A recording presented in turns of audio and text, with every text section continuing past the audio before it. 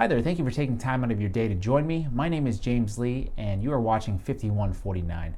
Today we are discussing the major cosmetics company L'Oreal. Because you're worth it. Because you're worth it. Because you're worth it. Because you're worth it. Because you're worth it.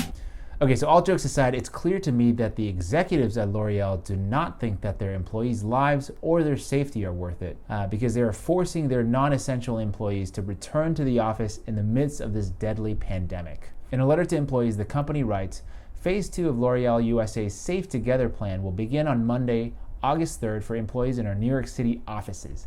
As previously communicated in the Safe Together plan presentation, we will increase the current maximum of 25% of employees on-site to a maximum of 50% on-site. I would like to just remind everyone that New York, while they have done a really good job in managing COVID-19 since the massive outbreak that occurred in March and April, they still have hundreds of new COVID cases every single day. So in order to sell this back to the office idea, the company is essentially engaging what can only be described as a highly orchestrated gaslighting effort. An anonymous employee in a private DM to Estee Laundry, an Instagram page that specializes in calling out shady behavior in the beauty world, and where this story was first reported, wrote, "Thank you for posting this. We are scared shitless right now for our lives, health, and our careers.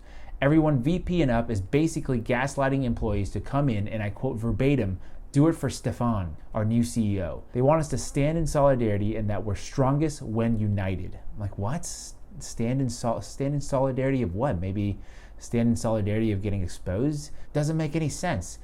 And even worse, it seems like there are different rules depending on how high up in the company you are. Another employee wrote, "I know a director level employee who was specifically told he didn't have to go in if he didn't want to." There have also been reports of a mass propaganda campaign coming from HR. There are screensavers that have been installed on work computers with images like this showing, I guess, people happy to be back in the office. This is super cringeworthy, but don't worry, there's more cringe. HR is also reportedly sending out emails about how great it is to be back in the office. This one says, "Hi from Hudson Yards. It has been a great week back with the teams. The office feels so safe and is constantly being cleaned. L'Oreal really went above and beyond to help us feel safe returning to the office." Another one here, "It is great to see everyone having in-person meetings again. Although Teams is a very effective way to operate, having the connection in person has been something I really missed." Now, I know that there are varying degrees of how people feel about COVID, and everybody has kind of their own judgment of what activities they think are safe and unsafe. But what I saw in that picture showed a bunch of people in a small, unventilated room, not socially distanced, and totally unnecessary in terms of them having to be there. Especially since they have basically admitted that Teams, which is the Microsoft teleconferencing software, kind of like Zoom, is very effective. I'll show you one more here. This one is hilarious about the social distancing on elevators and in the stairwell. Hilarious in the sense that it's totally horrible and idiotic. I mean, look at this. I don't know what kind of elevators are in this building, and I assume it's a normal elevator because basically in every elevator I've been in, as soon as there are more than 2 people, it's literally not possible to social distance. And then they go on talking about taking the stairs, which has to be a joke because the L'Oreal New York headquarters start on the 28th floor of a high-rise in Hudson Yards. Okay, so what I've shown you I think is pretty bad so far, but I'm not done. It perhaps gets even worse. Let's say you don't feel comfortable going in.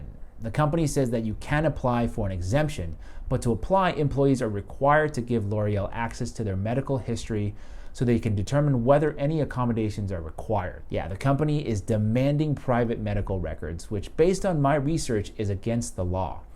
In 1996, Congress passed the Health Insurance Portability and Accountability Act, which protects patient health information. This means that the medical records, patient history, or any other personal information are all private. There's definitely a lot to dissect here, but to me, this is obviously a coordinated corporate propaganda effort to pressure employees to come back into the office. But to be quite frank, I really don't understand why they're doing this. I mean, I get it in terms of if you're working in a lab or maybe a manufacturing site, but to force corporate employees, ones who do jobs like marketing or accounting, sales, they've been doing their jobs totally fine at home, and then to force them back into the office and unnecessarily expose more people to the virus and prolong and potentially worsen the situation we're in, it just doesn't make any sense.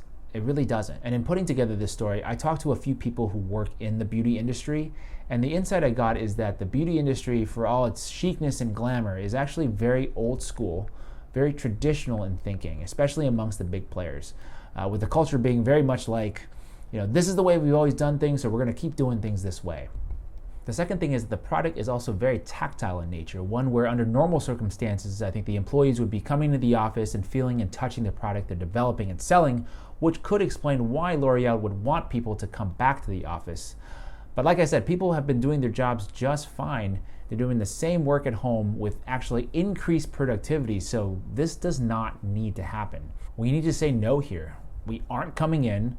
We're not being gaslit to do so. We're not sitting in unventilated conference rooms, riding in elevators together. It's dangerous, it's unsafe, and it's totally unnecessary. Thank you so much for watching, and thank you Estée Laundry for bringing this story to my attention. If you're one of those employees dealing with this, I'm so sorry. I'm sure it's a super stressful situation to be in. Let me know what your thoughts are. Also, please feel free to like and also subscribe so we can together bring more awareness to stories like this. My name is James Lee. Thank you so much for your support. I'll be back next week. And as always, thank you for your time.